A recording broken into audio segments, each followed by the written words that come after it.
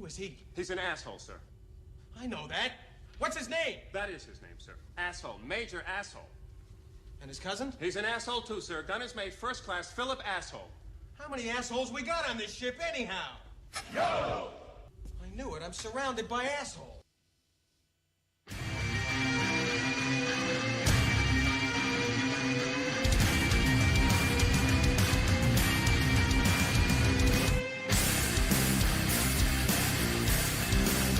Get ready for 2 hours of hard-hitting football talk. Straight from their jocks about the jocks. It's Football on the Know with Jim and Joe.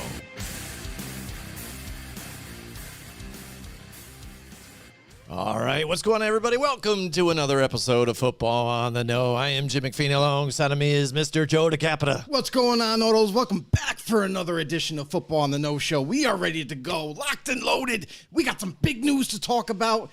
And listen, and if you happen to be new to the show, welcome. Just welcome. And while you're here, make sure you head over to YouTube, search us up, Football on the Know Show, hit that subscribe button, as well as the notification bell to let you guys know when we go live. You can also follow along on Facebook. Same deal. Become a member, become a know-it-all. Let's go. Absolutely, buddy. The news came out today, Joe. Baker Mayfield traded after months. After, the whole offseason here, we're hearing how disgruntled he was by listening to, the reports about Deshaun Watson. You got to, the Browns looking to get Deshaun Watson here for their quarterback and trying to make that trade. And now he's there and he wants to be out now. He's done and all that nonsense. And we didn't know if we could actually find a partner here. They wanted this, they wanted that. People weren't going for it. We heard a little bit about Seattle possibly. The Panthers have always been in the mix. And finally now it is done, the done deal. Yeah, and we saw this coming. We knew it was going to happen. It was just a matter of when.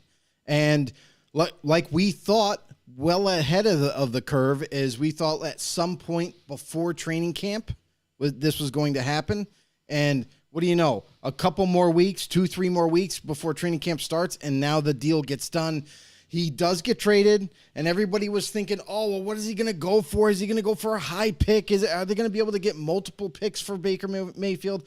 Even though he's at his age where he is, he's still young, still in his prime, he still has something to offer. Now, what that means is he still has a chance to become a legitimate franchise quarterback for now another franchise. For the Panthers, was a conditional pick, a 2024 fifth-round pick. It could end up being a fourth-round pick when it's all said and done.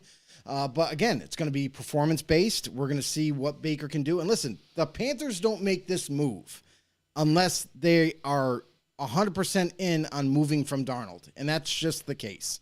So they pull this trade off. They bring in Baker, and as much as they want to say this is a quarterback competition for both, and may the best man win. That sounds great, but you don't pull off a trade to get Baker to have him sit the bench at the very end. So they bring in Baker. Baker seems to be the definite starter for the Panthers, and Darnold is now left sitting on the bench yet again.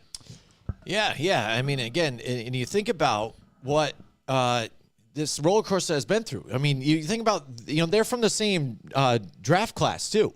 I mean, and you were hearing the rumblings that, that Sam Darnold might be going to the Cleveland Browns, that they was kind of their guy. You thought it was almost there. Then the night of, it was all Baker Mayfield. And then there it goes. He gets selected first overall for the Cleveland Browns, and now they are both now on the same team, and still a lot of question marks around these two players. To where are they true franchise players? Are they starters in this league?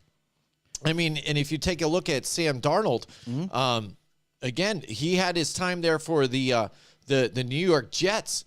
but then finds a new home in the Panthers as well, was able to perform when he's reunited with Robbie Anderson and company there, and also having to be able to have Christian McCaffrey as your running back too, and the stars they have in a young up-and-coming team here. But since then, he's had some injuries, not been able to play. You had the COVID plague that went through everybody and stuff like that now too. So where there were even questions moving forward, and now you bring in Baker Mayfield, and that just, I know you're saying, yes, you bring this guy in to be your starter. That's the only reason why you would make this trade here. But now you bring in that discomfort that comes along with having these two polarizing quarterbacks in your on your team now and on your squad.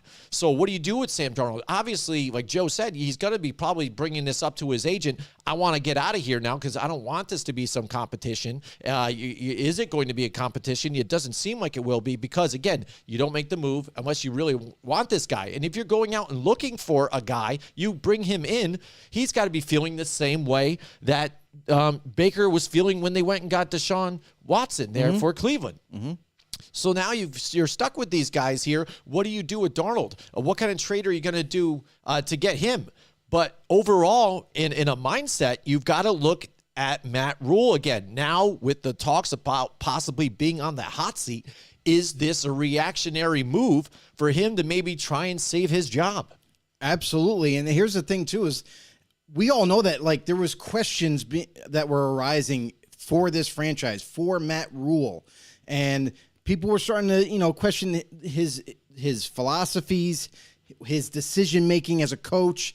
And now it all comes to a head to the point where Matt Rule's like, all right, I need another escape plan. I need something else to deviate the attention to me to somewhere else. Well, you know what? Let's point the finger at Sam Darnold. That makes sense, right? Because the Jets did it. They blamed him. They said, we needed him out of here. Now why don't we do it? Hey, guess what? Sam, you're the problem. Not the fact that you went early on of last season, you went early on and went 5-0 with this team, but you're the problem. You're the reason. Not my offensive scheme, nothing like that, not my coaching decisions. So we're gonna move on from you, and we're gonna go hit up Cleveland and say, hey, Cleveland, what do you want for Baker? We're not gonna give you a lot. We're gonna be honest. So they agree to a deal. They get Baker Mayfield, and now. And the other part of this equation, too, is the fact that neither team is paying the full amount of the contract. They've decided to split the financial part of his deal, where 50% Cleveland still pays, and the Panthers pay the other 50%. So just to get this deal done, there was some things some hurdles they had to get over first. So they get the financial thing done, they get the deal done. Now Baker's coming to Carolina to do one thing, and that's start for the Panthers. All right, we've got a couple people in the house with that. We got Karam Veer, I think it is 123 on Twitch is there with us. Welcome to the show. Welcome to the show. Absolutely. Mike Tackett's in the house with us tonight too, as well. Happy Wednesday, guys. I hope everyone had a JPP list 4th of July. What does the trade for the future? What does it mean for the future of Robbie Anderson? Who knows, again, because when you look at Baker Mayfield, and this is the thing that's going to follow him, I guess, despite being injured and still playing through the injury, which I thought was kind of dumb on his part, but I think he felt the same way. Like he really needed to also perform, I think, because people have a stigma on him now because he went to a team that they wanted him to be the franchise guy, and they stacked the team. You have Odell Beckham Jr., you have Jarvis Landry on there, you have Kareem Hunt in the backfield and company too as well. And there you go. We're in a win now kind of mode. Let's go get it. And they haven't. So I think everybody's kind of turned back and pinned it on Baker Mayfield and said he wasn't the one to get it done. So now, maybe they're looking at it here, or what Mike Tackett's maybe saying, is this going to hinder Robbie Anderson's ability to excel in this offense, especially because him and Sam Darnold comfortable playing together, and it seemed like when they were together on this team, reunited again, really hit it off. Well, they didn't necessarily hit it off last season. Robbie Anderson was actually the guy not being heavily used anymore. As soon as Darnold got into his position there, he started to gravitate more attention to DJ Moore, and DJ Moore became the bigger part of that offense. So going into now, what does that mean for Robbie Anderson? Maybe the same thing. It's going to depend on where Baker, one, he has to learn this offensive playbook. It's a new playbook. He's going to have to learn it. And then he's going to have to develop chemistry with guys like Robbie Anderson and DJ Moore, where Darnold doesn't. Darnold is already ahead of the curve. So I question the move altogether, because is Baker Mayfield that much better than Sam Darnold? I think they're almost kind of the same in terms of their playing abilities on the football field. So you not only bring in a guy who's very similar to Sam Darnold, but now you're almost passing the torch to a guy who is coming in cold turkey, does not know the playbook, does not have any chemistry with the teammates, and Darnold is already there. So instead of trading for Baker, I think the smarter decision would have been bring Darnold back healthy and keep building around him and this very young team. Now it's almost like you're taking 2 steps back, because you bring in another quarterback for a competition, quote unquote, and on top of that, there's a lot of uncertainty. Maybe there was some trust building between the offensive playmakers and Sam Darnold, and now you've kind of disrupted that. So what does that mean for your team going forward? It means this could be another tough season of figuring out along the way, hoping that you get better every single week. And with limited time, you have training camp and a week or two to get Baker ready for week 1. I don't have a complete confidence in that whole scenario. I question it. I think Matt Rule is he's just throwing up darts, hoping one sticks to the board. And I don't know where this organization is headed with Matt Rule as the coach. Yeah, I mean, excuse me, again, what are you doing here? You're trying to throw a wrench into a situation where you're trying to get some of the guys to stay healthy, stay on the same page, and be able to play together. Guys that have been here together for a few years and haven't been able to play fully together a full season and things like that. Now you bring this in the mix, like you said, you got to learn the playbook, and you're trying to build chemistry, which there was already chemistry there with some guys, you know what I'm saying? Even though they just needed to be able to play together a little further. And to bring this in on a guy, like you said, is kind of similar too as well. Can looks good at times, but then again, turns the ball over at crucial times, which could kill you. Hasn't been able to stay healthy, whether it even be Sam Darnold, just mainly being, being sick, COVID, mono he had and stuff like that.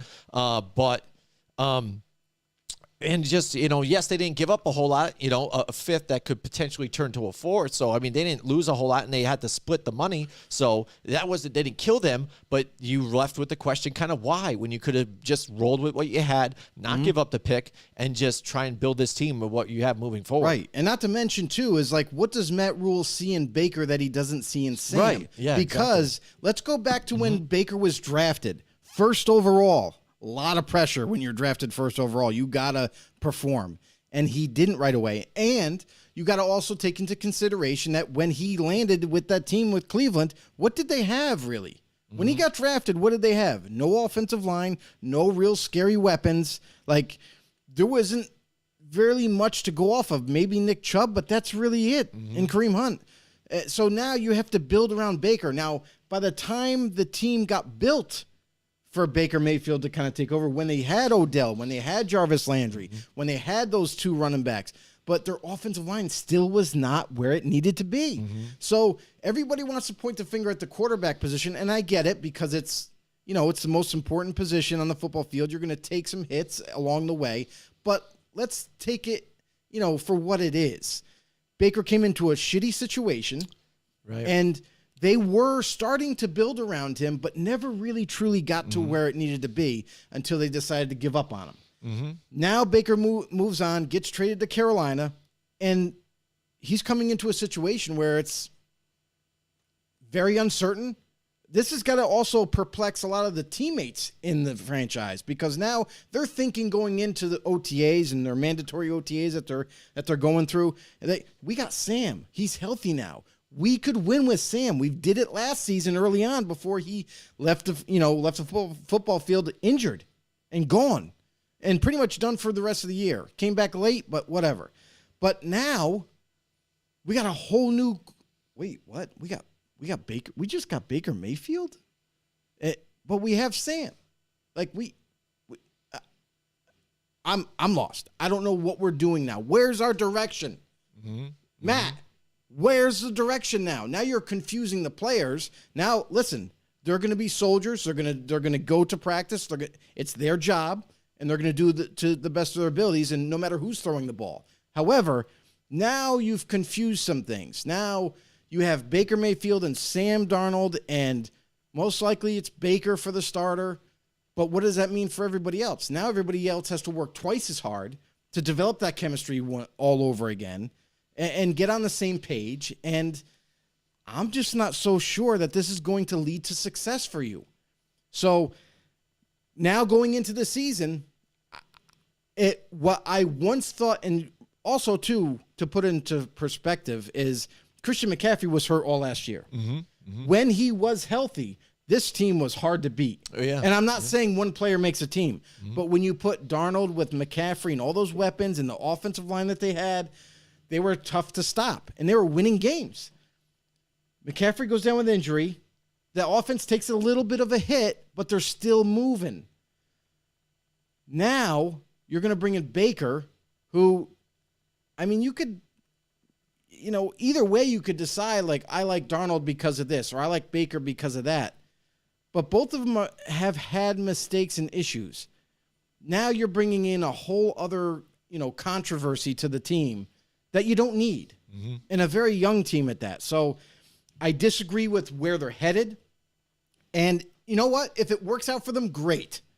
But as an outsider looking in, it doesn't look good for team chemistry, for bonding, for them to be able to trust each other. Because now all that's got to be recreated once again. Nothing is impossible. All right, but then if you want to take a look now on the Cleveland Browns side, I mean, with what they're dealing with here, and now I think the full investigation now has gone through. He is Deshaun Watson has had his comments here with the investigation, and they're going to now.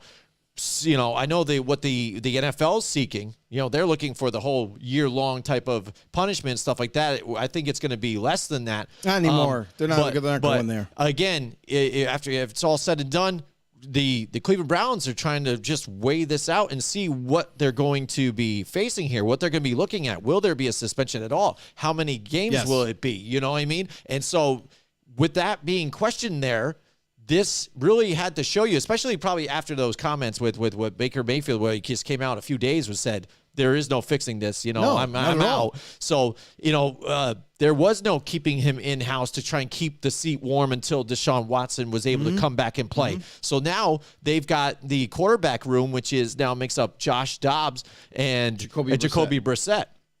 So now Jacoby Brissett, it's got to be entrusted into his hands, and they must have maybe it was just whether they felt comfortable or not. They just figured this is how it's got to be because this isn't working. So Jacoby, you're going to have to get it done for us until Deshaun Watson comes back, whenever that may be. And the ruling is still out there, right? Oh, yeah. We've heard rumors that the NFL wants to go year long, but we've also, now that there's a new update, that now there might be going through maybe half a year, 6 to 8 weeks type of punishment. But my thing is, why? Why is he getting punished? Never was convicted in court. Then, of course, because nothing happened in court, now the, prosecution is going to go over to civil court cases and try to get some money out of the deal. And sure enough, a boatload, almost all of them have been cashed out. They're done. They're ready. They got their money. So this guy was never convicted of doing anything. And as the NFL, which is the most ridiculous, in terms of them putting punishments towards players, they're absolutely horrendous at it. They're terrible. They're up and down the scale. They don't know what's more severe, what's less severe, because what they show us is so, it's just so out there. It's not streamlined at all. It's not in conjunction with certain punishments. And one guy who has a domestic, abuse case, they're going to give him 2 games or 4 games. Whereas a guy who, got a speeding ticket, oh, nope, you're suspended for 8. They are so all over the place. They don't make any sense. So now you're going to try to punish a guy who was not convicted of doing anything wrong, And whether he was or wasn't, he wasn't convicted. So you got to treat him as an innocent person. And in doing so, there should be no punishment. There shouldn't be. And if you want to tack on a punishment, give him 2 games because the NFL got a black eye again because of bad PR. If that's what they're going after him for, that's ridiculous. But nonetheless, if a suspension happens, which it more likely will, hopefully it's not too long. And there's a reason for that, because Jacoby Brissett, he's a halfway decent backup. But as a starter, we've seen him with the Colts when he started for them. He's not the guy. He's never going to be that guy that's going to carry your team or help keep the train rolling. Mm-hmm. And this has got to be concerning now. Now, maybe Cleveland knows something that we don't. Maybe that behind the closed doors, maybe that's why they pulled the trade now with Baker. Or maybe it's just kind of a coincidence where they knew they had to get rid of that salary, get out from underneath that contract, and move on from Baker, because that bridge has been burnt to a crisp. There is no coming back from that. So they moved on from Baker. Now they're going to more than likely rely on Brissett and wait and see how long or how little Deshaun Watson might be suspended for. All right, yeah, we're going to continue that conversation a little bit, because our episode tonight, we've been doing the NFC full, complete, biggest questions facing all the divisions here, and it so happens that we were going to do that this week. Was now the AFC North's biggest questions here, Joe. But why don't you tell everybody here, all of our know-it-alls and people that are new to the crowd here, about SeatGeek? Yeah, SeatGeek is the only source, and there's a reason why we say that, the only source to buy tickets for your favorite band, sports team, venue, whatever you like. Right now, you can get $20. That's right, not 20%. $20 off your purchase when you spend $50 or more on any ticket, just by entering promo code GOZ, G-O-Z. Visit SeatGeek.com to search for the event that you want, buy your tickets, and then use that promo code like we're telling you. We're trying to help you guys out there, save you $20. Anything over a $50 purchase, enter that promo code GOZ, G-O-Z. That's SeatGeek.com. Enter that promo code. Save some money. Enjoy the summer by using SeatGeek.com with promo code GOZ, G-O-Z. There you go. That's right. SeatGeek.com. $20, $50 over. G-O-Z, guys. Put it up in there. Yeah, so that's right. AFC North, that's what we're doing. And, Joe, we're talking about the Cleveland Browns here. We're going to get right into their biggest question here for them, which we've been kind of bringing up, and that is got to be the Deshaun Watson issue here. What can the Browns do to compete if they lose Deshaun Watson for an extended period of time? And that's definitely a huge question. That's going to be a very heavy answer. I'm not sure if they're going to be able to make up the difference that is Deshaun Watson, because Deshaun Watson is one of the best quarterbacks in the league today, hands down. He's mobile, he's smart, he's got a cannon for an arm, he's accurate, he's got everything you need, size, all that. And now when you take Deshaun Watson out of that equation for the offense for Cleveland, you're taking not only a proven quarterback, but now because of that vacated hole, you're going to insert a guy like maybe Jacoby Brissett. Maybe, who knows, maybe Josh Dobbs, outplays Brissett, and now he's your guy for whatever, length of time that may be. But the one thing that you can have some confidence in is that this offense is now ready around that quarterback position. Their offensive line, they've gone through great lengths of improving that offensive line. So now that's solid. They have, listen, I know that Odell isn't there anymore, and they lost Jarvis Landry in free agency, but they didn't want to spend that kind of money on a guy who was getting up there in age. So now they go ahead and they pull off a trade, and they get Amari Cooper from the Cowboys. So he ends up landing with Cleveland with Watson, and that's what everybody was kind of, there was hysteria about this Cleveland offense brewing and how much better they could be now that they got Watson. But at least they got weapons. At least they have some guys that are still developing. They got the rookie David Bell after this year's draft, who they're hoping to develop into that possession role. Donovan Peoples-Jones, who has flashed at times of being one of those starting caliber wide receivers. Another guy is Anthony Schwartz. So they got their offensive line, they got their weapons, and then, of course, they got the tight end David Njoku re-signed, big-time deal for him. I don't know Big time. why. Yeah, right. Because they don't even use him that much. But other than that, you can't mention this offense without their backbone. That's the running backs. Kareem Hunt and Nick Chubb, deadly as hell. So this is kind of what they have to rely on. They're going to have to rely on everybody and just hope that whoever is the quarterback, if it's not Watson, that they just have to manage the game. Don't make mistakes. Don't turn over the football and let the other playmakers around you work. So that's what they got. Mm-hmm. Yeah, I mean, I hear what you're saying there too, but I mean, when you're looking at their I mean, I don't know. It's because they had to know that maybe something was going to go down with this Deshaun Watson thing. Because if you're going into the season and you have Amari Cooper, that's great and all, but Donovan Peoples-Jones, and like you said, you drafted a wide receiver there.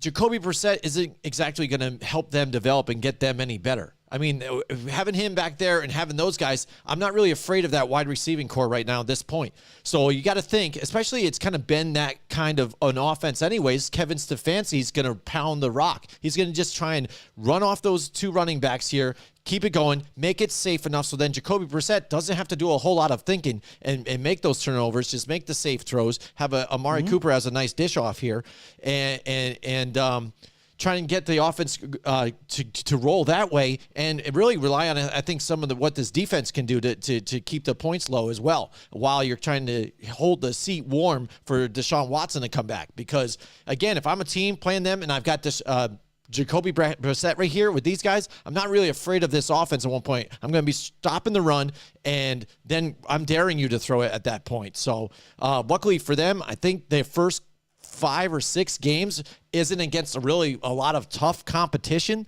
So basically that's all he's got to do, run the ball and try and keep it clean. So he could do it if it's like a 6-game suspension, but anything longer than that, it might get out of hand, especially with this division that's getting closer and closer by the season with what we saw with the Bengals and how they were able to perform last year. And the Ravens trying to get back into the mix of things, Joe. Yeah, the thing, too, to remember is that teams have been trying to stop their run game and have failed to do so. Like, even with – think about it. When you had Baker Mayfield as your starter, and people might, say, oh, well, he was terrible with Cleveland and this, that, and the other thing. Yeah, he has his mistakes for sure. But you have a guy like Jacoby Brissett who routinely comes off the bench, and he's a good game manager. He's not a guy that's going to commit mistakes and turn the ball over like crazy. Baker Mayfield was trying to do a little bit more than what he had to do. Mm-hmm. So he might have been pushing the ball where it shouldn't have been thrown or something like that, which led to those turnovers. But now you have a guy who is more concerned about not turning the football over and just making the play, not trying to be the genius behind the offense, not trying to be the guy that's going to, step on some toes and say, oh, no, I'm great. I'm going to throw it wherever I want to. So I think that's what, with this offense that they have at their ability at receiver, at their offensive line and their running backs, with everything all put together, they're not going to ask Jacoby Brissett or whoever it is to do too much if Watson is out for any extended time. So with that being said, you can see a guy like Brissett open up and just get rid of the ball quickly, get it into the hands of some of these receivers that are still kind of unknown yet. But also Cooper is going to be double teamed. You know that on passing plays. Yeah. So guys like Donovan Peoples-Jones, and we've seen him step up before. He's going to be full-time. So he's going to get another big-time chance this season to prove that he belongs out on the football field. Also, guys that kind of like are quick twitch receivers that a lot of teams have a hard time defending is Jakeem Grant, who ended up going to Cleveland, left Miami, went to Cleveland, and Anthony Schwartz, who's an underrated name, but wait, he's going to make a splash this year. So I like what they have on offense. I think they could get it done, maybe not to the standard that with Watson there, but I still think they can win some games no matter who's at quarterback. All right. Yeah. So let us know in the comments. What do you think about what's going on with Baker Mayfield, the Cleveland Browns, Deshaun Watson, and that whole debacle and what's going to be going down? We're still going to hear about this for the next upcoming weeks and stuff. But I know when you talked about he didn't do anything wrong, this and this and this. Just to touch on it quick for me, again, in my opinion, yes, technically not, but when he's having those conversations and admitting to what might have gone down or just being truthful or everything, one thing you do know is he did have massage therapists invited to the team facilities or other places, did have intercourse with them, even whether it was consensual or not. If you're even doing that on the facilities there for the Houston Texans and stuff like that, that doesn't play out too well. So I think he even if he's not guilty of something, he might need to go to see some therapy about something else that maybe he's a sex addict or something like that. Like why he's got this thing. It has to be massage therapists even as well. And he can't go out and get his women on his own or something. It's just something different. I mean, there's some other interlining issues, I think, and that's where it comes in to being detrimental to the Shield. I don't think it's as severe, like what you're talking about, when it is very confusing when they lay out punishments. There is no guideline. There is no stature. There is no, it's all up and down. The former kicker for the Giants, beat his wife, got one game, right? Yeah. Boom. Yeah. Meanwhile, Zeke, who, flipped the girl's top up, whatever, got longer. Right. Tyreek Hill got less, and then this guy gets more. They're inconsistent. It's all over the place. I will agree with that part. The biggest problem for the NFL is that they're inconsistent in every ruling. And every ruling is different. It's like, what does Roger Goodell and company feel like giving out today? You know what I mean? There's no consistency to their decision-making or range of the severity of the crime or action that a player went through. So it's very perplexing. It's very, I wonder, maybe Roger Goodell the gavel should be taken away from him and taken power out of his seat, because so far he's done a very shitty job of dishing out punishments depending on the situation. So I feel like there needs to be a change at the top, and I understand that's not going to happen right now, but maybe at some point he gets voted out, and it could be leading up to this Gruden case. This is a big thing. This is a very big deal for Goodell in the NFL, because if Gruden is successful in his case, he could have Goodell's job for everything that's transpired. So that's a whole other big enchilada to get through. Who knows? Maybe that'll break the same time, like when we were talking about AFC West, Joe. Who knows? But we enjoy you guys joining it with us. If you haven't yet, you listen to us on podcast too. Don't forget our podcast people out there on Spotify, Apple Music, Google Play, all that stuff. If you guys are on there, make sure you check it out. Check out the show. Give us a like. Give us a follow. And you can take us on the go. That's the whole thing about this show. We're Football on the Know. That means you can get us on the go. That's right. And if you haven't yet, even you've been late to the party, we're on YouTube as well, not only just Facebook where we started, but we're on YouTube, Football on the No Show as well, like Joe always says. Go there, hit the notification bell, let you know whenever we go live and other things, and we post more videos, and subscribe. Drop a comment in there and a like, definitely. But let me tell you about our friends here at Mohawk Honda, who I really liked and enjoy all the time too as well. I drive by them every single day, Joe. I see the lot. It's filled up, even though the supply chain is still facing challenges. But that only creates a selling opportunity for you, because don't forget, if they're missing out cars and you want to get rid of yours, hey, they'll come take yours. That's right. Bring it in, or even before you bring it in, go online, MohawkHonda.com. Put in your make and model of your car. They'll calculate a price, the Kelly Blue Book instant cash offer, of what they possibly would give you, and then you could start from there. You can trade it in for some cash in your hand, or right there, put it in as a trade-in on a brand new car, or a nice pre-owned there too on a Mohawk Honda on their lot. So check it out, MohawkHonda.com, or stop at the showroom there. Talk to Cars with Kerm, VIP Lewis, the VIP Morales, C-Mac, Let's Do a Deal, McKenna.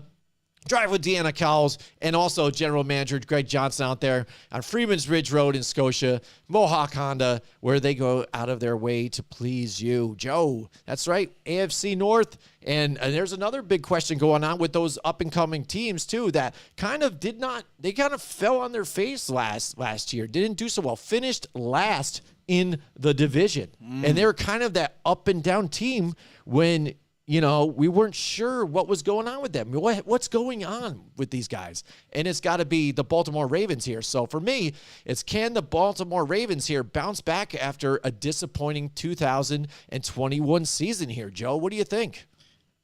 It's going to all depend on Lamar Jackson. It's that simple. I mean, Lamar Jackson is what makes this offense go. It's designed around Lamar Jackson.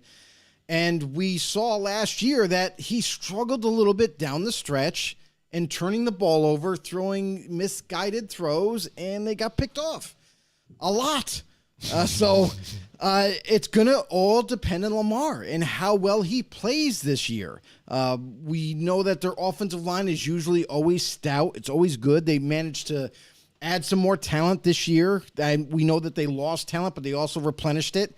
One being the rookie and Tyler Linderbaum at center, which is a great pick. Other than that, the wide receiver group also went through a little bit of a change. Marquise Brown is over to Arizona Cardinals, got traded away. And they must have felt comfortable because with the offense being so run heavy that they knew they still had two young receivers that they drafted, both of them, Rashad Bateman in 21 and Devin Duvernay in 20. They have confidence in those guys to, fill in those roles, and hopefully they can become more of a dominant player for the Ravens. That's the hope.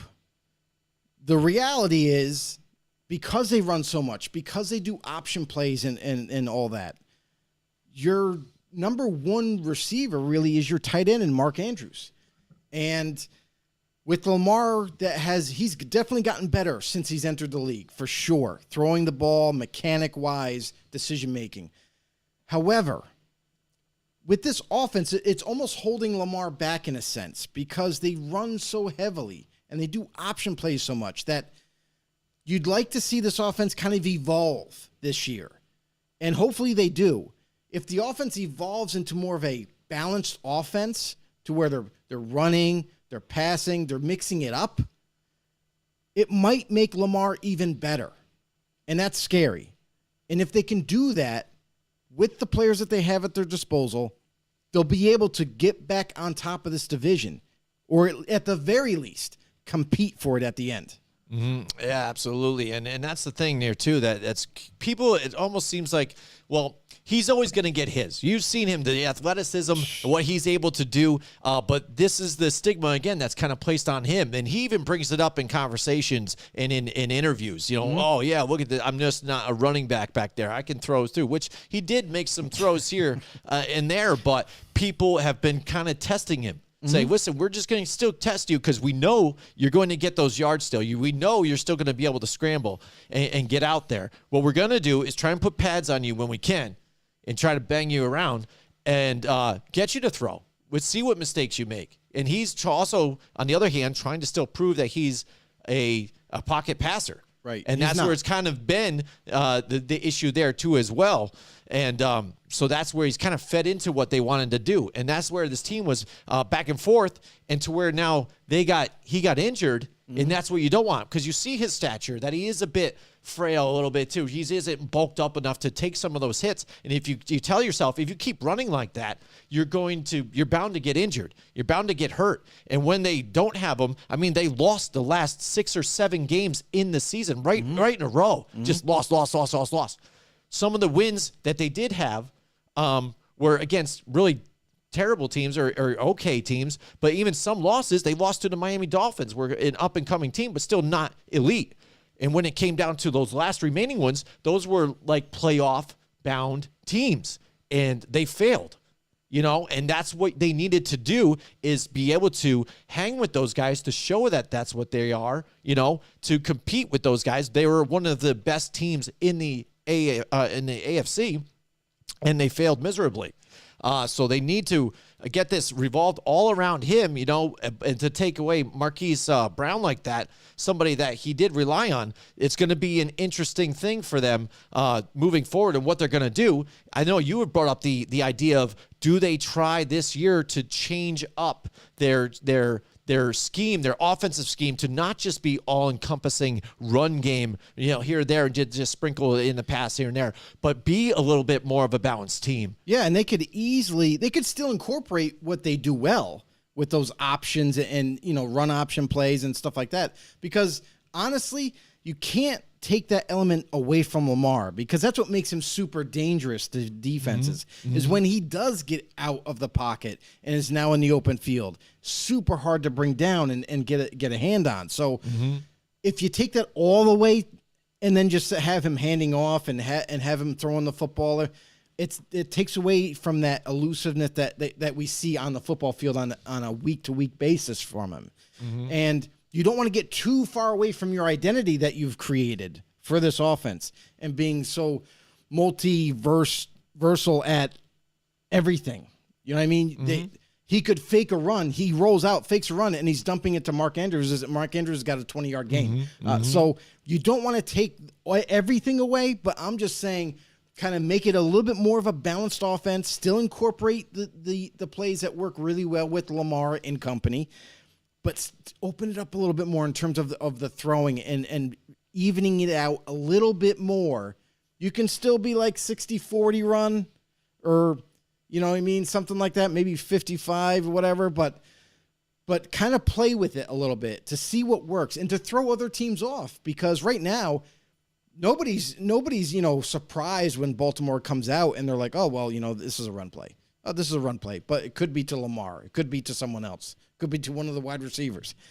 So defenses are really good. When it comes to D coordinators planning for a game against Baltimore stuff, they've gotten better at it. And that's why you're starting to see some of the inconsistent plays from Baltimore's offenses, because they're being stifled by some of these defenses that they're playing. So now it's time to evolve. That's all I'm saying, is for the offensive coordinator to get with Lamar and get with their weapons. And now it's time to take a step up. It's time to raise the bar a little higher, evolve this offense around Lamar still, but make it available to him to throw a little bit more, just a little bit more, to keep defenses on their toes. Yeah, absolutely. Again, you got to keep him on his feet too as well. You can't have him keep taking these hits. Last year, he took about 10 more hits than normal, sacks up to 38. So he's getting up there around Russell Wilson numbers there. But then also, again, the drop-off. 16 touchdowns and 13 interceptions. The funny thing, I just took a look at this whole thing. He made the Pro Bowl last year on that, and he only played 12 games.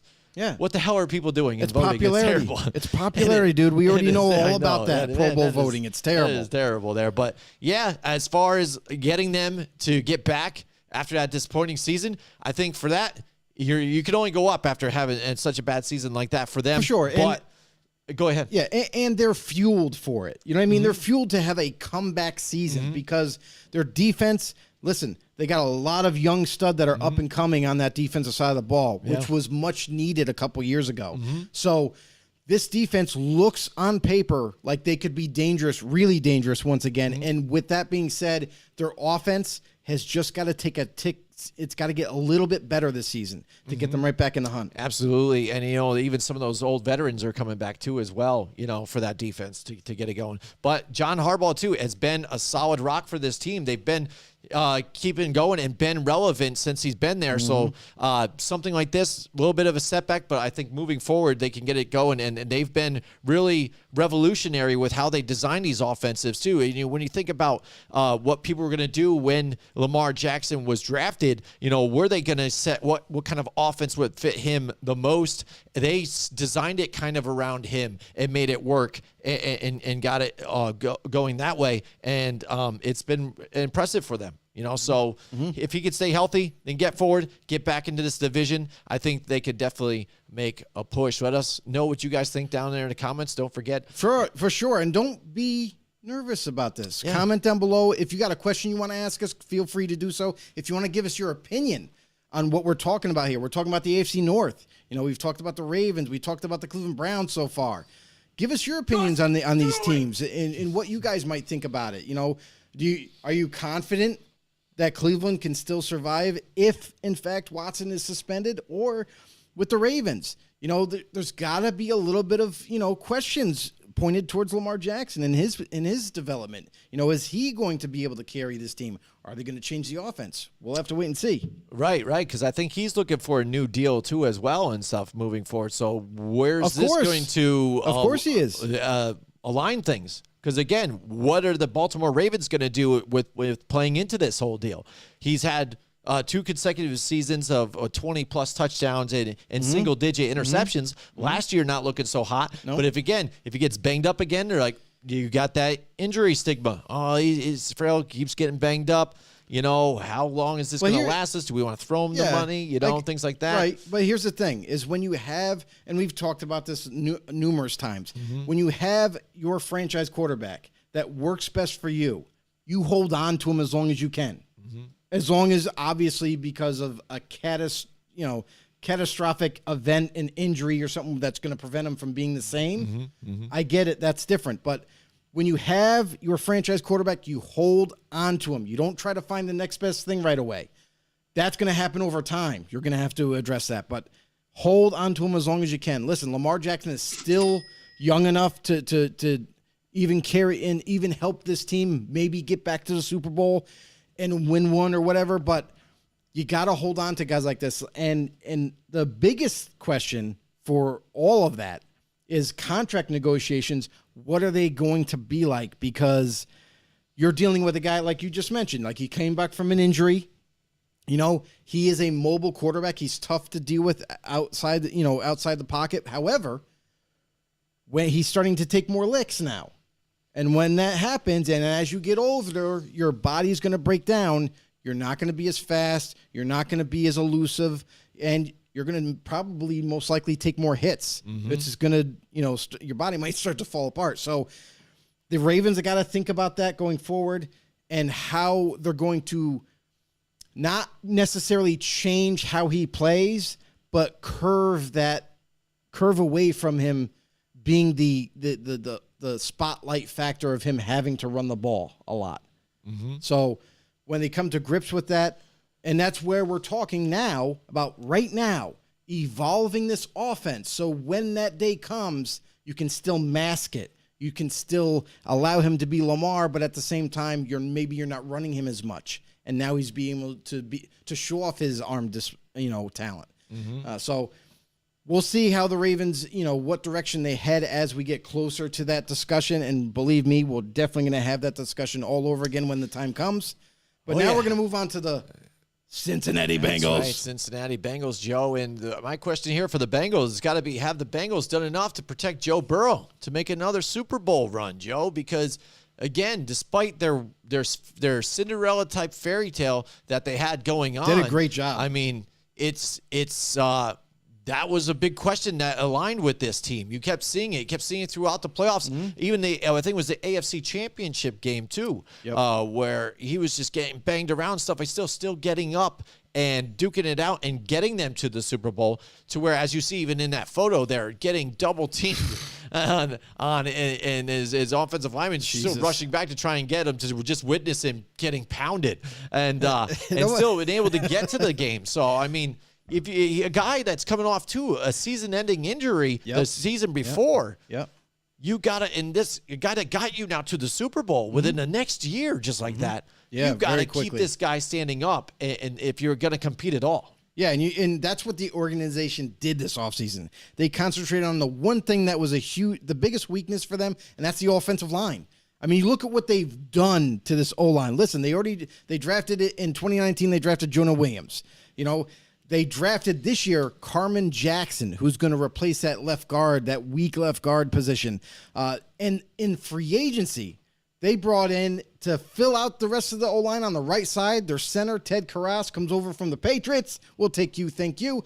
We're also going to take Alex Kappa from Tampa Bay to play right guard for us, locking that spot down. And then let's finish it off with the right tackle. Let's bring in La'el Collins, who was a free agent from the Cowboys. They decided to move on from him because of salary. And boom, they lock him in. So now you're looking at a completely revamped offensive line besides the left tackle. And now it is not only was one of your weaknesses, now is one of your strengths. And what else do you have? Great receiving core. We all know that. And Joe Mixon is still getting it done at the running back position. And you go ahead and you build that. Now it looks like, yeah, they're going to make another run for the Super Bowl. Listen, what they were able to accomplish without a very good offensive line, pretty porous actually, and for them to do what they did and get to the Super Bowl, now they've rebuilt this offensive line to be a strength of theirs that's going to help protect Joe Burrow, keep him upright, and make this offense even more dangerous. I know some people can't imagine that, but now it's going to be more dangerous. And then defensively, they sprinkled in, we're missing a hole here. Let's grab this guy. Let's grab that guy. Okay, we're ready for next season. Let's go. Yeah. I mean, and again, that's what you're hoping to do when you look at a roster that they built here. That's what they needed to attack, and that's what they did in the offseason too. So looking at a guy that, look, he had 51 sacks last year. 51. I mean, that trumps even anything that Russell Wilson has dealt with here, too. Prior season before that, too, again, 32. So this is a main issue that this team has had, that this is what they needed to do attacking moving forward, because you saw what they were able to do when he was finally paired with a wide receiver, especially that like Jamar Chase that he was comfortable with already from college. And that duo together and what they did, propelling them into the playoffs and then the Super Bowl. They're trying to retool, getting ready to go. Hopefully, Joe Mixon can have another bounce back year here too, and do the same thing. He is back and forth right after consecutive seasons. He is. They did move on from their tight end. I can't remember what his name is right now, but C.J. Uzomah. Uzomah, yeah, that's right. But they get into Hayden Hurst here now too, a guy who's kind of bounced around from a couple different teams here. You know, what kind of tandem is he going to have here for this offense here? I think, again, he's going to be able to be a dish off onto, some receiving plays. But, again, a good, I think, run blocker here for them. He's a difference maker. He's a dual tight end, so he can block and go out for passes. He can make people miss. Another guy to keep an eye on, too, is Drew Sample. Listen, he was behind CJ that whole time. He's going to be behind Hayden Hurst, but I look for him to get more opportunities this season. Now that CJ's moved on, they might go between both those tight ends. And another tight end that they have on the roster, who I'm hoping makes the team, is Thaddeus Moss, who in college from LSU, I had high hopes for this kid. He came from a very serious injury and has been fighting back ever since. But, man, in college, this kid was amazing at tight end. I'm just hoping that he comes back fully healthy. I don't know if he is or not currently, but if he is, I'm really pulling for this kid. I hope he can make a team, and whether it be with the Bengals or not, but also and make a difference, because I think he has it in him. And again, this team, like I was saying, I mean, they're young, up and coming. They were a little premature on this run, but I think now that they've been there, I think they're ready. But the only other thing is, I think they can make it through this division fairly easily too. I mean, yes, the Baltimore Ravens have something to prove to come back here. I think the Steelers are kind of on a down year again, but then again, you look at the quarterbacks that joined the AFC this season, Russell Wilson, things like that. And now you've got Matt Ryan in the AFC as well, so it's going to be a tough road to the Super Bowl for any of these teams in the AFC. But the Cincinnati Bengals, I think they have a really good shot here to bring it back and run it back. And that's the thing is they addressed their biggest need. That whole offensive line definitely done, and their defense is just going to get better. Because as good as it was last year, and let's face it, the defense is what kept them in a lot of those games. Because Joe Burrow, like you said, was getting hit 51 times throughout the season and getting knocked around. It's absolutely astonishing what they were able to accomplish with no offensive line. So, man, I think this team is just so much more dangerous this year. You got to watch out for the Bengals. Don't take them lightly at all. All right. Yeah, that's so. You know what? Something you can't take lightly now, Joe, is the heat that's been coming on. Happy And I hope everybody had a good 4th of July and Independence Day out there. I mean, I had a long weekend. It was great. It's great when it falls on the weekend, too, Joe. I mean, you can extend it. You don't have to go back to work. You have a short week this week coming up, too. I took an extra day, too, so I only have a 3-day week this buddy. week, so it's going to be awesome. I went camping and stuff, got some sun on the beach, too, and the mosquitoes weren't bad. It was great. But summertime, can feel the heat, Joe. It's getting warm. Why don't you tell everybody about Johnstone Supply? Yeah, listen, summer's here, everybody. You got to deal with it whether you like it or not. And it's heating up. Hey, if you want to stay cool all summer long, call Johnstone Supply in Troy. Ask the team at Johnstone Supply about their high-efficiency central air conditioner systems. Sounds and nice. Ductless mini splits. That's right, baby. Goodman, Fujitsu, Westinghouse, you name it, they got it. They're all in stock and at great prices. Need someone to help you install a new system? Johnstone Supply in Troy, they got you too. They can help you with that too, and give Tom, Kev, James, and Bird a call. That's right. I said Bird. He's there. That's right. And they can help you guys out. Stay cool all summer long. Call Johnstone Supply in Troy at 518-272-5922. 518-272-5922. Or visit them at 2600 6th Avenue in Troy, New York. You know what else you can do? I'm just saying, if you don't want to call them and you don't want to go there, you can hook up with them online at johnstonsupply.com. Get a new air conditioner system today. They will help you out. There you go. Johnstone Supply doing what it takes to get you cool this summer. That's right.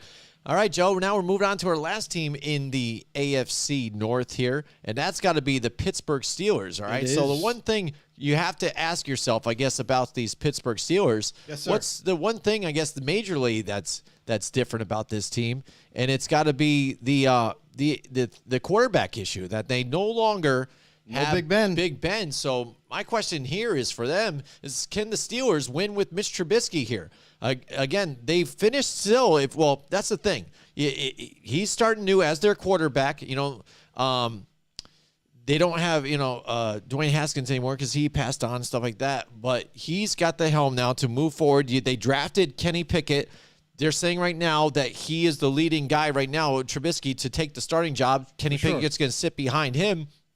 It's a new set of downs here. Ben Roethlisberger was able to get that team into second place in this division, and they start off, and there's a joke about it, a meme about they start off hot, and they win the first go undefeated, and then after that, they just foot off the gas and they fall apart.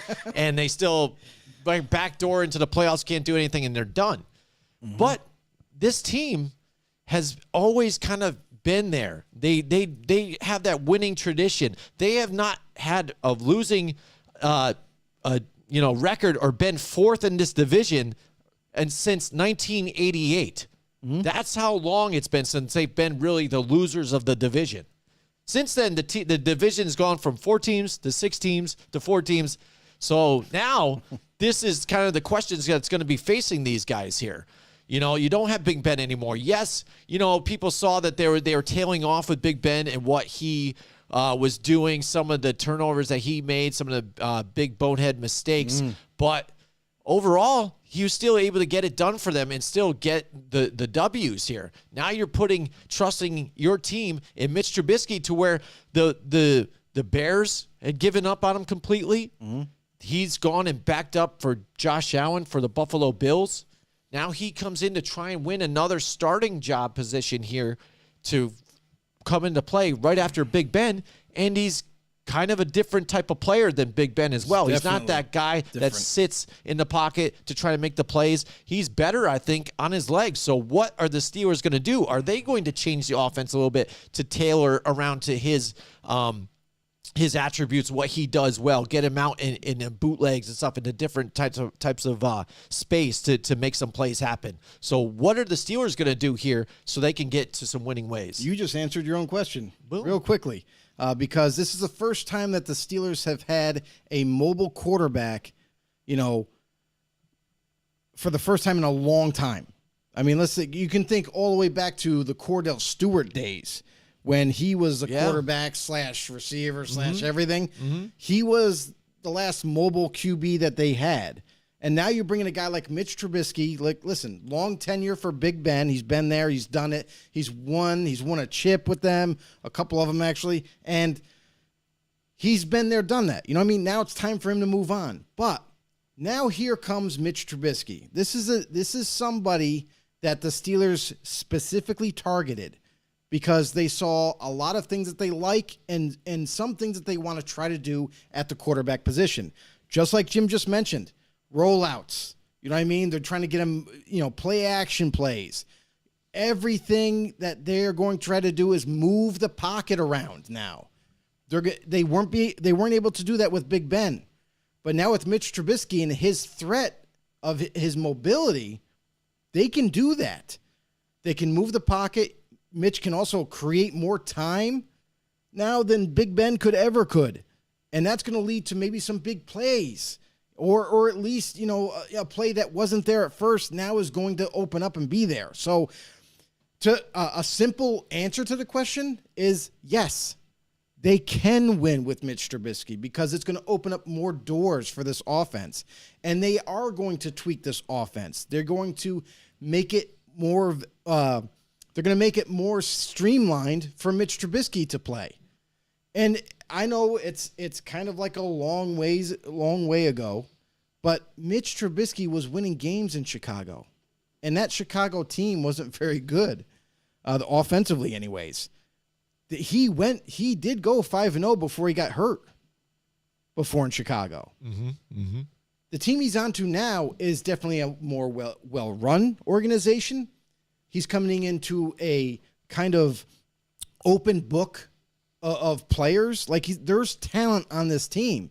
I know that there's still contract negotiations going on between Deontay Johnson and the Steelers and trying to get that nailed down. But let's look past that. We all know Chase Claypool and what he's capable of. But they drafted a kid out of Georgia, and George Pickens, who I think could develop into another stud receiver for this team, along with none other than the former Patriot, Gunnar Olszewski. This kid, I think, is going to be the most underrated player for this team. Gunnar is going to make a big difference, I feel like, in this offense and for Mitch Trubisky. The only problem I have with this offense, and I know I've heard from a lot of Steeler fans, and they're saying, "Oh, we upgraded our offensive line, and we're going to be amazing." I still don't buy your right tackle. I'm sorry. I don't think he's very good, and I don't think he'll ever be very good. I still feel like that's a big weakness for any kind of speed rushers or guys that are just flat out that good on defensive end.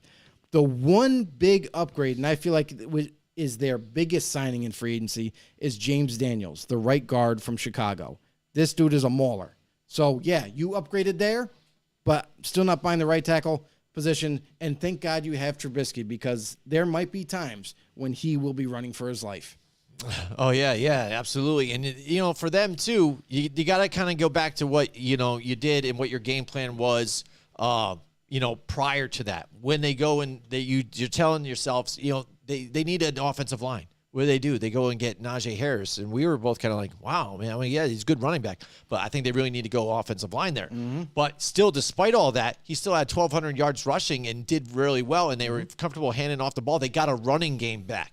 And this is what I think they really need to do here with the team this season, too, as well. Get the ball going, get the ball into Najee Harris's hands, and then move around that. Like you said, you've got the weapons there, and Chase Claypool as your deep threat. So I see if you get those bootlegs around off of some of those read options, play options, and can get out into space and bomb it to him, hit the numbers. Again, because what you do see with Mr. Trubisky, where he has kind of faltered, is getting quick reads, getting to his reads quick. He's kind of looked for the guy, he's not there. And by that time, the guy who was open is now covered and he can't get it to him. So when the play breaks down, or if you can get him into space on some of those read option type of plays or bootlegs, when you can get a guy open downfield and maybe some guys pinch up on him, that's when you can make some of those plays happen.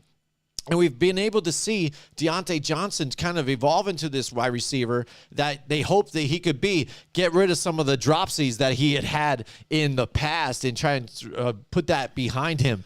So I think, again, keep the ball in Najee Harris's hands the best you can, and then eliminate the mistakes of Mitch Trubisky. But what a great defense to have with you, though, also as well. They tried to do the same thing for the Chicago Bears to help him out, too, and get that defense going. But the stars that are on this defense can help get it done here. You got T.J. Watt, Devin Bush still there, Minka Fitzpatrick, who's been out of his mind since he's gotten there. But they did also add Miles Jack to this defense as well. So that's even another deadly threat to have on this defense as well, to keep them in these games too, and try and make it so that in case that offense does sputter a little bit and they're just trying to control the game in the clock by running the ball, that they don't ask Mitchell Trubisky to put up 30, 40 points on the board against teams, that they can keep it in a defensive type of tight game and get those hard wins. And that's the thing, is like this team has been always built to have a good defense. Mm-hmm. And they've always helped keep the team in, in competition again to win the game. So that being said, all they really need is a little bit of offense. And that's what they've been lacking. Yes, even with Big Ben this past season, like, he cost some games too. He was throwing some balls that didn't need to be thrown. And that's how they ended up losing the game, is turning the ball over too much. So I feel like with the offense that the Steelers normally run, with Mitch Trubisky and his mobility, they do predicate getting the ball out quick. And yes, they're going to set it up. They're going to run the ball. They're going to pound it, against the defense and try to pound them into submission and get them tired. And then they're going to come back, and now you got to deal with Mitch Trubisky. Good luck trying to catch him as he does a play action where you think Najee's going to get it. Oh, nope, he pulls it back, and then look at wide open players. Chase Claypool, wide open on a post. You know what I mean? And that's what you're probably going to see. I feel like they are going to ground and pound with Najee Harris. On top of that, with Mitch, he's going to dink and dunk and get the ball to playmakers' hands and let them see what they can do with it afterwards. And then the big splash play that the Steeler fans will be waiting for, because it's going to be coming. So I feel like with Mitch, it gives them a different element at quarterback that they haven't had in a long time, which they're going to utilize this upcoming season, which in turn is going to help them win some games. Right. And now the one question for me, though, too, again, going forward, if there is any type of issue where it seems like he's making some of those mistakes, how short of a leash does he have that they might turn to Kenny Pickett and the fans start demanding for Kenny Pickett to start in some of these games? This happens a lot, happens every year, where the fans just want to see their rookie. They drafted their rookie. They want to see him out there. They want to see exactly. But Kenny Pickett is not ready. Just like any of these other quarterbacks that got drafted this past season, they are not ready to start right now. They're not. In fact, I would say this: Trey Lance is in the same line with them even a year after. Boom, shakalaka. He's not ready to start. Why do you think the Niners are kind of hesitant on even trading Jimmy G right now? They might even decide to keep him for one more year. I mean, we've talked about that before. But all of these quarterbacks that got drafted this year, none of them. Yes, a lot of people were pointing the finger at Kenny Pickett as being the number one rated quarterback, number one NFL ready to put on the football field. However, there's a problem that I have with him, is no NFL quarterback has been able to hold on to a starting gig with his smaller hands. And he's in a franchise that plays in outdoor weather, which we saw at the Senior Bowl him struggle when there was some rain and precipitation falling down. The ball was slipping out of his hand. He wears gloves all the time, and it might lead to fumbles, might lead to poorly thrown balls that get picked off. So I think what would be smart is, I think Trubisky has a long leash. I think he's a veteran. He's still young. He can definitely help this team. And I don't think you need to rush a rookie that still needs to develop like Kenny Pickett any sooner than you have to. So Mitch probably has a pretty long leash compared to some other quarterback situations. And I know everyone's going to want to see Kenny Pickett out there in the Steeler uniform, but you got to be patient. You got to trust the process, let him develop, because like him, every other quarterback that got drafted this year needs big time for further development. So let them grow, let them mature. And since you have a guy, a veteran like Mitch, let him work. Yeah, absolutely, absolutely. So there you go. We tackled our AFC North's biggest questions this week. We talked about the Baker Mayfield situation. What do you guys think about that? Let us know. Drop a comment in the box there. You for or against? Yeah, well, for or against. What do you guys think? If you're a Panthers fan out there, are you excited about this? You're a Darnold guy. What do you think? Like Mike Tackett said, what is this for the future of Robbie Anderson? Some of those other guys out there. Yeah, how they feel. I think some of those guys even openly said it. I think it was. Was it DJ Moore? I can't remember who had brought it up that they didn't want Baker Mayfield, when the first talk started stepping that's up. right. Yeah, and now all of a sudden he's there. It might even have been Robbie Anderson. Probably might have been if Robbie I'm Anderson. thinking Yeah, and correctly. think about it. I'm trying to remember who it was. So now what are you going to do? Derek Hey, Debo what's going Tueson's on, in Derek? the house with us in the house tonight. What's Said up, he's a buddy? bum. He's a bum. Oh, there you go. So that's what a lot of people think. Again, why do you think that, dude? Is it just his play? Because, again, a guy who has a lot of flair, has a pizzazz, puts his heart into the game. But, again, he was banged up, too. So how much do you play it out to be some of that? I mean, with his throwing shoulder, the way he was trying to go, it was rough. Yeah, real quick, I just want to say, to me, the fault on that whole situation falls on Cleveland. Mm-hmm. Like, if your quarterback is injured and you think it's going to hinder his playing, you don't play him. You have to play someone else. You don't play him because he ended up hurting the Browns when he was in there trying to grimace through it and trying to make plays. So, shame on you, Cleveland. Shame on you. Shame. But listen, you showed up late. If you haven't done so already, make sure you head over to YouTube. Search us up, Football on the No Show. Hit that subscribe button as well as that notification bell. Let you guys know when we go live. Also, if you're not a YouTube fan, you want to head over to Facebook, do the same thing. Become a member, become a know-it-all. Derek has one more thing to say. What does he say? He had a great defense and studs on offense and could not do a thing. See, and that's, I guess, the stigma. Like I said, that is following through on that. He had a shitty offensive line. Yeah, because you think about his first season, too. I mean, it was kind of a catch-22. Joe Thomas, on his last little bit, trying to make a run here with them, he was basically their rock that they had. He retires, and then it changed a whole different thing. Ugh. Then, also, during that time, though, you had Hugh Jackson in there. You know what I mean? And so they're trying to make it work together. Then the Freddie Kitchens issue and stuff like that, So then he moves on. It was a whole weird debacle, and then finally to where you get where it's Kevin Stefanski. The deal with Hugh Jackson, though, is I just feel like if they kept him at that head coach level and were able to let him call all the plays, because I've seen him have a tremendous success before as an offensive coordinator. Now, I understand head coaches, that's a lot to ask of him, but if he was able to call the plays, I feel like over time, as they built that roster up, then Baker would have been more successful. I feel like he's a very good offensive-minded guy that doesn't get a lot of credit. And if he had more time with Baker, I think that Baker would have had more success by now. Yeah, I mean, it could have been. Like I said, that's when he was probably doing the best. And it looked like the Cleveland Browns had made the right choice, at least at number one, at least close to it. You know what I'm saying? Yeah, I know. It what looked you're like saying, it was the perfect type of situation. And then now you see where it all lies. So, but when we watched that draft, how shocked were you that he went number one overall?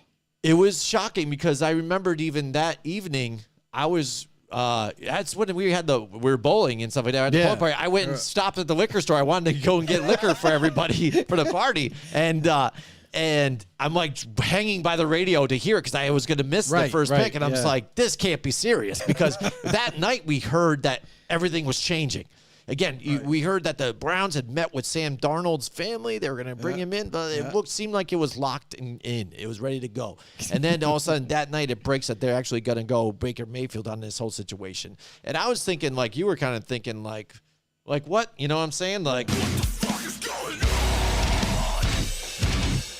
on? Like, I could not get it. I'm like, really, bro? I'm like, wow, but, and then they did it, but then it seemed like, maybe they were leaning towards the right situation here as the season went forward, but not getting along with Hugh Jackson, loving Freddie Kitchens so much that Hugh Jackson's gone. Freddie Kitchens jumps in.